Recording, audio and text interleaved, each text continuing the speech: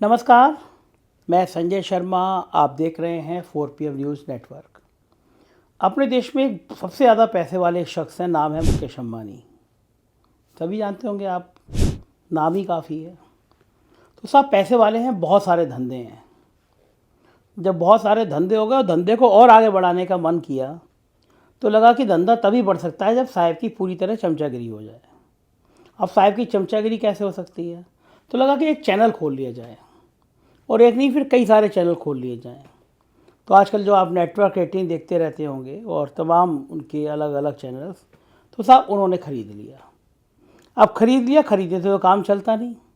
जब तक उसमें तड़का ना लगाया जाए, जब तक उसमें हिंदू मुसलमान का छौका ना लगाया जाए, तो साहब कैसे खुश होंगे? तो उन्होंने तरह तरह के प्रजाति के लोग रख लिए। जैसे आज तक ने सुधीर चौधरी को रखा है, ऐसे ही उनके अमीश देवगन, चोपड़ा वोपड़ा टाइप के लोग आ गए। अब साहब वो दिन भर आप देखते रहते हो कि दिन भर हिंदू मुसलमान हिंदू मुसलमान। मैं कभी कभी सोचता हूँ कि ऊपर वाला भी क्या क्या न्याय करता है। इतनी शर्म भी नहीं देखता जिस देश के सबसे बड़े पैसे वाले को, इतना शऊर नहीं देता कि तुम्हें इस देश ने सबसे ज़्यादा पैसे वाला बनाया है तो कम से कम इस देश का कर्जा उतारो, इस देश की प्यार मोहब्बत की बात करो, ये देश कैसे तरक्की करे इसकी बात करो, यहाँ एकता कैसे रहे इसकी बात करो। लेकिन बंदा जो है ना, उसने कहा कि इस चैनल पे इतनी हिंसा वाली बातें दिखा दो कि ये देश दो टुकड़ों में हो जाए, मतलब दो समुदाय अलग अलग हो जाएं। तो दिन भर वहाँ साहब हिंदू मुसलमान होता रहता है। और इन साहब को जब रहना होता है तो ये बंगला खरीदते हैं दुबई में, जहाँ मुसलमानों का बहुल इलाका माना जाता है। तो आप खेल समझिए, माल कमाएंगे हिंदुस्तान से, चैनल पर दिखाएंगे दिन भर हिंदू मुसलमान के झगड़े, और रहेंगे दुबई में। ये तो हुई इंसाफ की बात। लेकिन इंसाफ के चैनल में और सब कुछ भी घटता रहता है। तो मैं आज आपको जो बात बताने जा रहा हूँ, आप उस बात को सुन के हैरान हो जाएं। आप सोच भी नहीं सकते होंगे कि आज़ाद भारत में ऐसा भी होता है। इनके एक बहुत शानदार पत्रकार काम करते थे नेटवर्क 18 में, एग्जीक्यूटिव एडिटर थे, NDTV में एडिटर, तमाम 20-25 साल के एक बहुत शानदार अनुभव वाले पत्रकार थे। देश के हालात देख रहे थे, हम सब पत्रकार हैं, देखते रहते हैं। अन्ना आंदोलन भी हम लोगों ने देखा, उसके बाद पहले वाले मूवमेंट देखे। तो वो कलमबद्ध करते रहे कि क्या क्या देश में गुजर रहा है, क्या क्या चल रहा है। फिर साहब उन्होंने एक किताब लिख दी। अब किताब अगर वो लिखते कि साहब आम काट के खाते हैं, चूस के खाते हैं, साहब इतनी ताकत कहाँ से लाते हैं, साहब पर्स रखते हैं नहीं रखते हैं, इस तरह के अगर सवाल करते कि साहब आपके अंदर ऊर्जा कहाँ से आती है, तो शायद साहब भी खुश होते और नेटवर्क 18 के मालिक मुकेश अंबानी भी खुश होते और प्रमोशन हो जाता। लेकिन बंदे ने किताब लिख दी राहुल गांधी के ऊपर। किताब मेरे हाथ में है और किताब का नाम है 21वीं सदी में भारत के पहले पुनर्जागरण की गाथा, राहुल गांधी, सांप्रदायिकता, दुष्प्रचार, तानाशाही के ऐतिहासिक संघर्ष। और किताब लिखने वाले का नाम 752 पेज की किताब, और मैंने अभी कुछ पन्ने पढ़े, शानदार किताब। और किताब लिखने वाले NDTV के भूतपूर्व मैं इसलिए कह रहा हूँ, जैसे ही पता चला ये किताब आ रही है तो प्रबंध तंत्र ने कहा भाई देख, प्रमोशन ले ले और पैसे ले ले, लेकिन ये किताब मत छापना है तो साहब के पक्ष में छाप। ये भैया, ये जो किताब है ना जिस पर राहुल गांधी है, अगर ये छापोगे और यहाँ पे इस चैनल में रह जाओगे तो क्या फ़ायदा? हमारे जो बॉस है, हमारे आका हैं, हमारे मालिक हैं, तो हम लोग जो दिन भर हिंदू मुसलमान कर रहे हैं, फ़ायदा क्या होगा? तो भैया किताब मत छापो। लेकिन जो जुनूनी होते हैं, जो पत्रकार होते हैं, एक्चुअल में पत्रकार होते हैं, वो मैं उनकी बात नहीं कर रहा, रंजना ओम कश्यप और सुधीर चौधरी की बात। जो जेन्युइन पत्रकार होते हैं, जो समाज में काम करते हैं, लिखना पढ़ना जानते हैं, उन्होंने कहा ये ऐसा कैसे संभव है? एक किताब लिखी है मैंने भोगा है, मैंने देखा है, मैंने समाज के दर्द को देखा है, मैंने देश को देखा है, तो किताब तो छापूँगा मैं। तो साहब उनको नौकरी से बाहर का रास्ता दिखा दिया गया। लेकिन ये भी बहादुर इंसान, उन्होंने कहा कि कोई बात नहीं, सड़क पे रहेंगे, संघर्ष करेंगे। तो मेरे साथ ये शख्सियत मौजूद है। नमस्कार। क्या अच्छी भली नौकरी चल रही थी आपको भी, क्या सूझी है राहुल गांधी पे? आज किसी टीवी चैनल पर देखते हैं राहुल गांधी दूर दूर तक दिखता नहीं है। आप इतने सीनियर पत्रकार हैं, आप NDTV के संपादक रहे, नेटवर्क 18 में, इन भाई साहब के लिए लिखने की जरूरत क्या थी आपको? संजय जी, पहले तो मुझे बातचीत के लिए बुलाने के लिए बहुत शुक्रिया, क्योंकि जो काम आपने किया, मुझे बातचीत के लिए बुलाया, उसकी हिम्मत नोएडा का पूरा शक्तिशाली मीडिया नहीं कर पाया, जिसको हम मीडिया कहते हैं। इसमें सारे अखबार देश के शामिल हैं, इसमें सारे न्यूज़ चैनल शामिल हैं। एक लाइन संजय जी कहीं नहीं आई कि इस किताब में क्या है। आपको पता होगा चैनलों के, अखबारों के पन्ने हैं, कॉलम्स हैं, जहां वो किताबों की चर्चा करते हैं। मुझे नहीं पता वो कौन सी किताबों की चर्चा करते हैं, लेकिन उन्होंने एक लाइन लिखने की ज़रूरत नहीं समझी। पत्रकारिता में हम सबको पढ़ाया जाता है, जब हम लोग आते हैं, मैंने तो बाकायदा जर्नलिज्म की पढ़ाई की, कि खबर तो वही है जो सरकार छुपाए। बिल्कुल ठीक बात है, ये बात है। जो सबको पता है, सरकार जो बताती है वो विज्ञापन होता है, सरकार जो छुपाती है वो खबर होती जो है। सबको पता है वो तो विज्ञापन है और प्रेस नोट है। बिल्कुल तो ठीक बात है। मैंने तो कोशिश की कि मैं उस विपक्ष की बात करूं, उन खबरों की बात करूं जिसे सरकार हिंदू मुस्लिम और नफरती तहखाने में डाले जा रही है। आप देखिए ज़रा चैनलों की प्रोग्रामिंग, जब भी कोई बड़ी घटना होती है तुरंत डिबेट का आकार बदल जाता है, डिबेट का स्वरूप बदल जाता है, और एक ऐसी फालतू की डिबेट, एक गढ़ी हुई कहानी आ जाती है। कभी वो हरियाणा से आएगी, कभी वो उत्तर प्रदेश से आएगी, और चारों तरफ वो चलने लगती है। जो मुख्य खबरें हैं जिन पर बात होनी चाहिए, ना तो अखबार उन पर लिखते, ना टेलीविज़न लिखते। तो मुझे जब लगा कि ये हम कर क्या रहे हैं, और जब भी मैं अपने न्यूज़ रूम से निकलता था, ख़ास तौर पे पिछले 4-5 साल में, जब भी किसी, जिसको हम बड़ी बड़ी मीटिंगें कहते हैं, उनसे निकलता था, तो संजय जी मुझे लगता था कि जैसे मेरी लाश निकल रही है। आप एक संवेदनशील पत्रकार हैं तो शायद मेरी बात समझ पाए। आप विवश हो जाते हैं, आप बताते हैं कि नहीं ऐसी बात नहीं है, लेकिन वो कहते हैं नहीं यही बात है। आप कहते हैं कि ज़रा इसको मैं चेक कर लूँ, एक व्हाट्सएप आया है, ये सब जगह जाएगा, टेलीविज़न में भी जाएगा, डिजिटल में भी जाएगा। मैं कहता हूँ इसको ज़रा चेक तो कर लें कि क्या ये जो बात कही जा रही है ये अतीत के तहखाने से लाए हैं, ये है कि नहीं है। तो उन्होंने कहा नहीं, प्रधानमंत्री ने कहा है। हमारे पास मैसेज आते थे जिसको हम आईटी सेल कहते हैं, वो बिल्कुल आया मैसेज और आपको दे दिया, चलाइए। मतलब आपका कहना ये है कि जो आईटी सेल है, जो ऐसे ऐसे भड़काऊ चीज़ें निकाल के ले आती है, वो मैसेज भेजती थी और नेटवर्क 18 यानी अंबानी जी के चैनल सीधा चला दिया करते थे। मैं आपकी बात में थोड़ा सा करेक्शन करूंगा, क्योंकि मैं सबके संपर्क में था। मैं कहूँगा कि पूरा हमारा जो मीडिया है वो आईटी सेल का एक्सटेंशन है। अब इसमें क्रम है, कौन नंबर 1 पर है, कौन नंबर 2 पर है। लड़ाई है सब में, लड़ाई है, लड़ाई आगे जाने की नहीं है, लड़ाई इस बात की है कि जो मैसेज आया है उसको कौन पहले डालेगा। तो वो उनकी रेटिंग अपने हिसाब से बनाते हैं कि हमने इनको परसों तक को दिया, 18 को दिया, 12 को दिया, 13 को दिया। जिसने पहले पब्लिश कर दिया वो उनकी कैटेगरी में नंबर 1 पर है, जिसने थोड़ा दिमाग लगाया वो नीचे आते जाता है। तो मैंने ये महसूस किया कि ये चल क्या रहा है। आप तो उस में डिजिटल देख रहे थे। मैं डिजिटल देख रहा था, डिजिटल हेड थे आप तो। हाँ, और डिजिटल में तो एक रचा गया कि भाई सबसे पहले होगा, सबसे आसान है डिजिटल में कर लेना।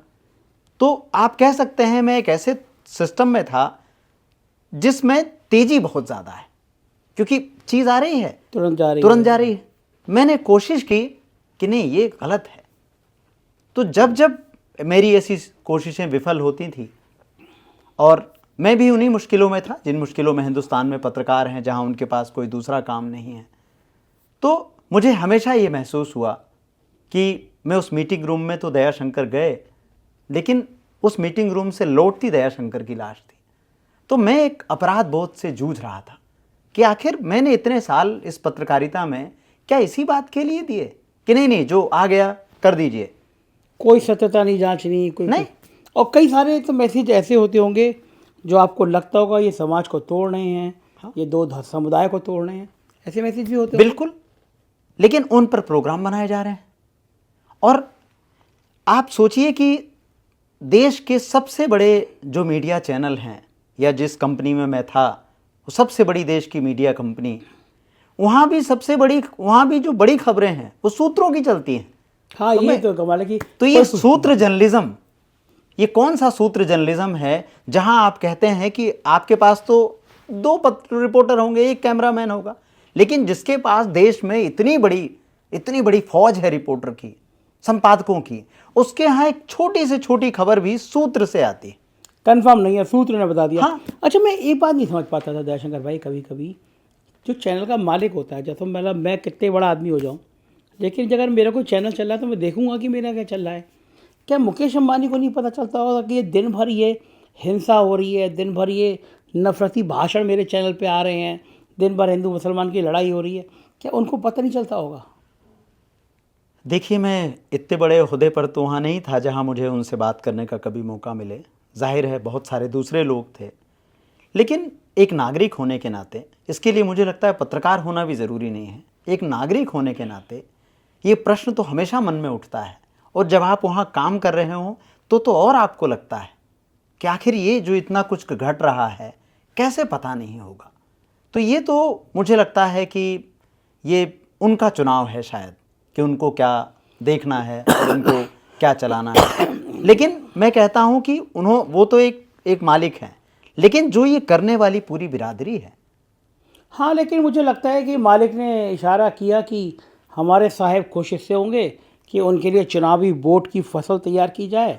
फसल ऐसे तैयार होगी कि 2 समुदाय के बीच नफरत पैदा की जाए, और कारिंदे लग गए। जो पत्रकारिता के नाम पर आज संपादक हैं, उप संपादक हैं, एंकर हैं, वो नफरत बांटने में लग गए।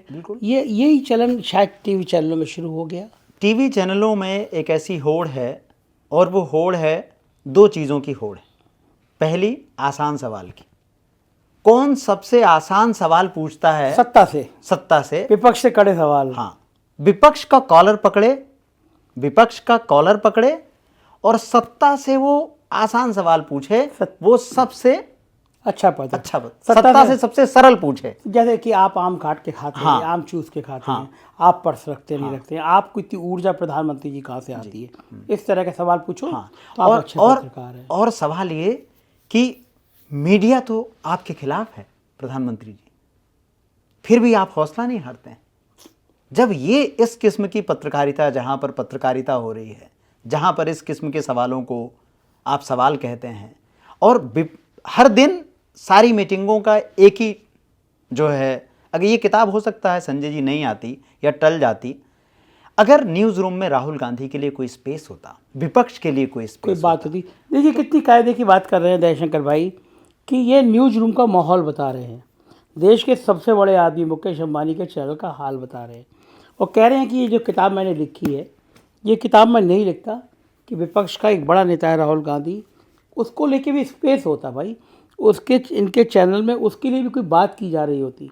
लेकिन चैनलों का हाल ये हो गया है कि वहाँ सिर्फ सत्ता की बात की जाएगी, विपक्ष की बात नहीं आएगी।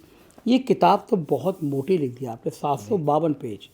कितना समय लगा आपको इस किताब को लिखने में? बहुत अच्छा आपने सवाल पूछा, क्योंकि जब से ये किताब आई है एक प्रोपेगेंडा चलाया जा रहा है, एक दुष्प्रचार चलाया गया, और मुझे लगता है कि दुष्प्रचार के लिए भी वही सरल तरीका अपनाया गया जो सवाल पूछने में अपनाया जाता है। मेरे ऊपर ये इल्ज़ाम लगाया कंपनी ने कि मैंने दफ्तर में बैठ के मैं किताब लिखता था। आपने वैसे बताऊँ आपको, ये आपने गलत किया। अगर आप दफ्तर में बैठे किताब लिखते थे तो ये आप गलत करते थे, कि आप दफ्तर में बैठ के कोई नफरत भरी चीज़ सोच सकते थे, किस चीज़ से आप हिंसा भड़का सकते हैं ये सोच सकते थे, कौन सा ऐसा डिजिटल के आप हेड थे, कौन सा ऐसा एक मौलाना एक पंडित आ जाए वो लड़ पाए, ये सोचना चाहिए था। किताब लिखने जैसा गुनाह अगर कोई कर रहा है तो ये तो कैसे स्वीकार हो सकता है? जिस न्यूज़ रूम में हर दूसरे कदम पर कैमरे लगे हों, जहां मैं 5 साल से काम कर रहा हूं, तो पहली बात तो सोच देखिए, सोच का स्तर देखिए। इसका मतलब कि ना तो वहाँ कोई किताब पढ़ने वाला है, ना कोई किताब खरीदने वाला था, ना कोई किताब लिखने वाला था। तो दफ्तर में बैठ के इतने शोर में, टेलीविज़न के न्यूज़ रूम में कैसे कोई किताब लिख सकता है? एक सेकंड रुकूंगा भैया। मेरे यहाँ जितने बच्चे काम करते हैं, मैं उनको दिन भर डांटता हूँ कि तुम पढ़ो, आधा घंटा टाइम निकालो, अपने ऑफिस के टाइम से पढ़ो, कुछ लिखो। ये बातें तो और अच्छी होनी चाहिए, पढ़ने लिखने का माहौल होना जी, चाहिए। पढ़ने लिखने का माहौल होना चाहिए। और मैं अपने ऑफिस में इस बात के लिए जाना भी जाता था कि मेरी टेबल पर हमेशा किताबें रखी रहती थी। बच्चे आते थे या मेरे साथी आते थे या कोई दूसरे नए साथी आए, उन्होंने कहा कि भाई किताब है, तो मैं हमेशा उनको किताबें दे देता था। या मैं हमेशा इस बात की जानकारी रखता था कि नई किताबें कहाँ से आती हैं या नई किताबें कौन सी आई हैं। डिजिटल में उनको हम जगह देते थे।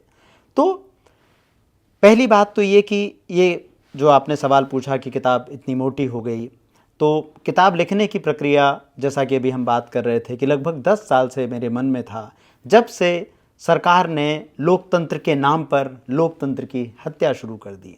जब हमने देखा कि नोएडा से सटे हुए दादरी में अखलाक की हत्या हो गई और उसकी जांच में ये पाया गया कि अखलाक अपनी हत्या के लिए खुद जिम्मेदार है। जब हमने देखा कि दाभोलकर अपनी हत्या के लिए खुद जिम्मेदार हैं, जब कलबुर्गी, जब पानसरे मारे जा रहे थे और ये सरकार चुप थी, वहाँ से मुझे लगा कि कौन बोलेगा। कुछ अंग्रेज़ी के अखबारों में थोड़ी छोटी मोटी कहीं खबर आ जाती है, लेकिन आप जानते हैं अंग्रेज़ी के अखबार इस देश में कितने लोग पढ़ते हैं। लेकिन कहीं पर हिंदी का पूरी दुनिया एकदम ब्लैंक थी। तो मैं उस समय से दस्तावेजीकरण में जुटा हुआ था। और जब मैंने 2019 के बाद देखा कि सरकार कैसे नोटबंदी से वो शुरू करते हैं और कैसे वो विपक्ष के पीछे पड़े हुए हैं। सरकार दो काम करती है, पहला रात दिन उसकी ही खबर चले और दूसरा विपक्ष की कोई खबर ही ना चले। तो ये किताब में मैंने स्पेस देना शुरू किया। वहाँ से 2019 से इसकी प्रक्रिया तेज हुई। तो फिर राहुल गांधी क्यों? राहुल गांधी की, बिल्कुल, बहुत अच्छा सवाल आपने पूछा। मैं आपके माध्यम से, आपके दर्शकों से, सुनने वालों से, सभी हिंदुस्तान के लोगों से कहना चाहता हूँ, ये किताब राहुल गांधी की जीवन गाथा नहीं है। ये किताब राहुल गांधी के लोकतांत्रिक विमर्श का दस्तावेज है। ये किताब राहुल गांधी की लोकतंत्र को बचाने की कोशिशों का डॉक्यूमेंटेशन है। वो विपक्ष जिसमें कुछ समय पहले तक हम इतनी सारी पार्टियां देखते थे, चुनाव आते आते कितनी पार्टियां बची आप देख लीजिए। तो जो सरकार के साथ चला गया, क्या उसको विपक्ष कहेंगे? तो आज हम देख पा रहे हैं कि जिसको शायद मैंने नवंबर में देख लिया या पहले देख लिया, आज जब हम बात कर रहे हैं तो हमें खबर आ रही है कि फला पार्टी टूट रही है, फला पार्टी जा रही है। तो मुझे एक जर्नलिस्ट होने के नाते, एक पॉलिटिकल साइंस का स्टूडेंट होने के नाते मुझे ये यकीन था कि राहुल गांधी कोई भी कीमत चुका सकते हैं, लेकिन वो आदमी पीछे नहीं हटेगा। ये भरोसा आपको क्यों था कि राहुल गांधी पीछे नहीं हटेंगे? ये भरोसा इसलिए है क्योंकि मैं 2013 से ख़ास तौर पर राहुल गांधी के भाषणों को पर नज़र रखे हुआ था। इस किताब में आप देखेंगे। और 2013 में जब उनकी सरकार है, तब राहुल गांधी जब उपाध्यक्ष बनाए जाते हैं और वो अपनी सरकार को क्रिटिसाइज़ करते हैं।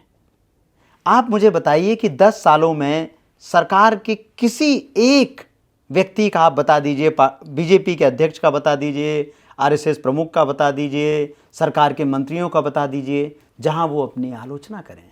जबकि लोकतंत्र में ज़रूरी है कि आप अपनी सरकार की आलोचना करें। जब आप पावर में हैं तो आप आलोचना करें।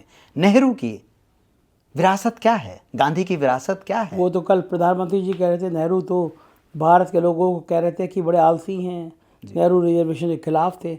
बड़े बड़े व्याख्यान दे दिए कल प्रधानमंत्री जी ने। कल ही मैंने संजय जी ट्विटर पर लिखा और एक छोटा सा मैंने वीडियो भी जारी किया, जिसमें मैं नेहरू जी का वो भाषण लेके आया हूँ, जो लगभग 10 मिनट का नेहरू जी का भाषण है।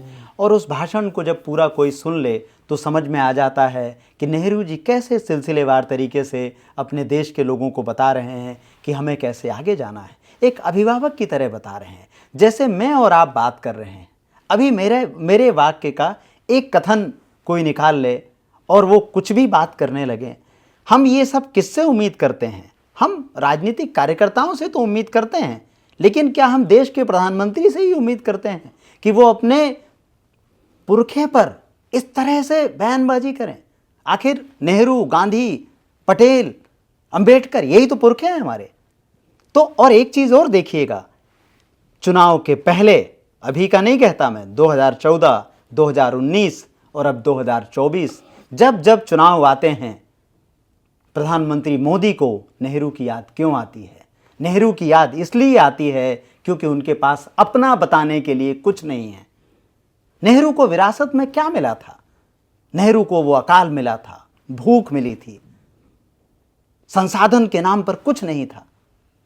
वो ऐसी गरीबी जिसमें आपके पास दोनों वक्त का राशन नहीं था आपके पास, वहां से उस आदमी ने अपने वैज्ञानिक टेम्परामेंट से IIM तक खड़े किए। मैं कहूं कि उसी खाने की 2 वक्त की रोटी में से कुछ पैसा निकाल के IIM में डाला, कुछ पैसा निकाल के एम्स बनाए, कुछ पैसा निकाल के आपके और हमारे जीवन में पढ़ने लिखने और चिकित्सा की सुविधाएं बनाई। वो सब चीज़ बनाई जो साहब बेच रहे हैं आजकल, जो बेच रहे हैं। तो आपको अगर आपने कुछ काम किया होता 10 बरस में, तो आपको चुनाव के पहले नेहरू को विलेन क्यों बनाना पड़ता? आपको एक बात और आप इस किताब में पढ़ेंगे, एक नागरिक के तौर पर मुझे लगता है सबसे खराब है गांधी को कचरे के डब्बे पर देखना। इस किताब में जिक्र है कि सरकार कैसे महात्मा गांधी पर टारगेटेड हमले कर रही है। गांधी और नेहरू, ये 2 लोग क्यों सबसे ज़्यादा सरकार को अप्रिय हैं? इसलिए क्योंकि इन दोनों ने जो देश जो इनको बनाना था, उसमें सर्वधर्म संप्रदाय था, उसमें समभाव था, उसमें सबके लिए जगह थी, उसमें संविधान था, उसमें केवल हिंदुओं के लिए जगह नहीं थी। हाँ, ये चीज़ सबसे ज़्यादा तकलीफ देह है इनके लिए। और मुझे बताइए दयाशंकर जी, पिछली जो कंपनी थी आपकी नेटवर्क 18 जी, इस किताब को आने के बाद उनके कुछ कमेंट आया जब आ गई छप गई? तो कमेंट क्या कहूँ संजय जी, मुझे इस देश में मीडिया का दुश्मन बना दिया गया है। मेरे खिलाफ नेटवर्क 18 ने एक फतवा जारी किया, एक ट्विटर पे स्टेटमेंट जारी किया। मुझे नहीं लगता कि पिछले 10 सालों में हिंदुस्तान के कितने पत्रकारों ने इस बात को झेला है कि जिस कंपनी में काम कर रहे हों, अगले ही दिन रहने के दौरान तक ही एक स्टेटमेंट जारी हो जाए। अपने ही एम्प्लॉय, मतलब एक दिन भी अभी प्रक्रिया चली रही थी, लेकिन एक स्टेटमेंट नेटवर्क 18 ने जारी किया जिसमें उन्होंने कहा कि जो मैंने बातें कही हैं वो सब झूठ है और मैं ये किताब बेचने के लिए कर रहा हूँ। उन्होंने एक बात और कही, उन्होंने कहा कि मैंने अनुमति नहीं ली थी। आप मुझे बताएं कि कौन सा मैंने ऐसा खतरनाक काम किया था जिसकी अनुमति लेनी होती है? क्या राहुल गांधी पर किताब लिखना? और मैं बार बार कह रहा हूं, राहुल गांधी कवर पर हैं, ये किताब मोदी जी का हिसाब किताब है। सिस्टम है इतने सालों का। हाँ, ये 10 साल का हिसाब किताब है संजय जी। कभी राहुल गांधी ने इस किताब को आने के बाद आपको बुलाया, बात करी? नहीं, मेरे से ये सवाल बहुत बार पूछा गया। मैं एक बार फिर स्पष्ट करना चाहता हूँ, ना तो किताब लिखने के पहले मैं कभी राहुल गांधी से मिला, ना किताब आने के बाद कभी राहुल गांधी से मिला। ये किताब एक स्वतंत्र पत्रकार की किताब है और ना मैं खुद राहुल गांधी से मिलने जाऊंगा। वो ये किताब पढ़ें जैसे बाकी नागरिक पढ़ रहे हैं। अगर उनको लगता होगा कि लेखक से मिलना चाहिए तो ये उनका अधिकार है। ठीक बात है, बिल्कुल सहमत हूँ आपकी बात से। आपको किताब बेचने में कोई परेशानी तो नहीं आ रही है?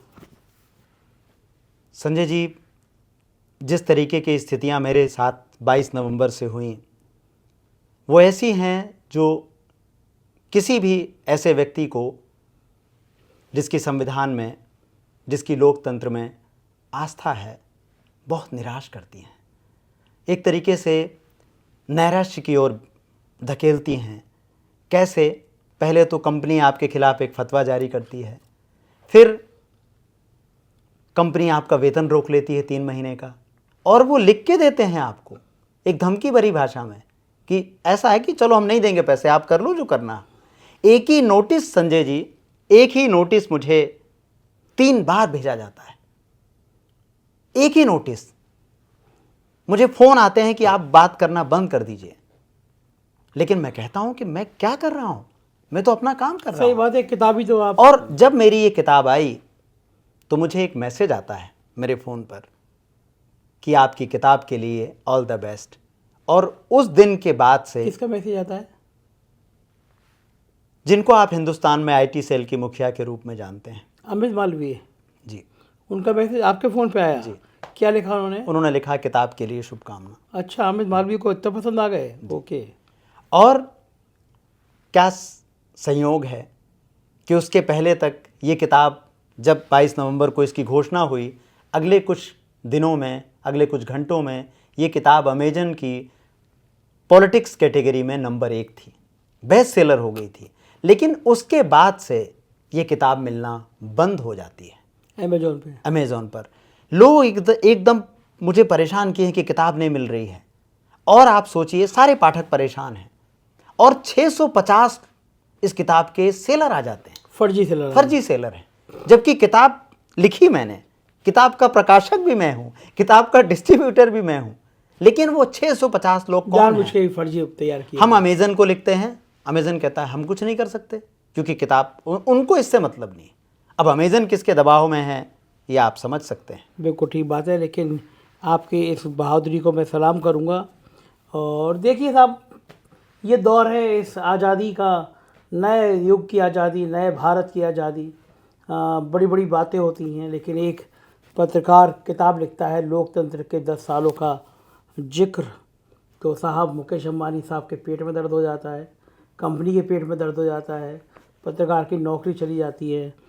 अमित मालवीय जी, बीजेपी के डॉन ही कहूँगा मैं तो उनको, वो कहते हैं बेस्ट ऑफ लक, अगले दिन से अमेजोन पर किताब लिखना बंद हो जाती है। ये दौर है इस देश का, वो दौर है कि जब आप सच बोलोगे तो ऐसी बहुत सारी परेशानी आएंगी। लेकिन मैं एक बात दावा कर सकता हूँ अमित मालवीय जी को और उनके आकाओं को भी, कि एक दयाशंकर को रोकोगे तो 1000 दयाशंकर पैदा होंगे। महात्मा गांधी के ख्यालों को पढ़ोगे ना, भगत सिंह के ख्यालों को पढ़ोगे तो समझ आएगा कि आदमी को रोक सकते हो, विचारों को नहीं रोक सकते। और जो देश के विचार हैं वो इस देश की आज़ादी चाहते हैं, वो लोकतंत्र चाहते हैं, वो सच जानते हैं, जो ऐसी किताबों में आपको ज़रूर मिलेगा। मुझे आपकी राय का इंतज़ार रहेगा। इस पत्रकार का हौसला बढ़ाइए। ऐसे बहादुर पत्रकार अब इस देश में कम हो गए हैं, साहिब के गुलाम ज़्यादा हो गए हैं। आपकी राय बताइएगा, कैसा लगा इंटरव्यू। शुक्रिया, थैंक यू।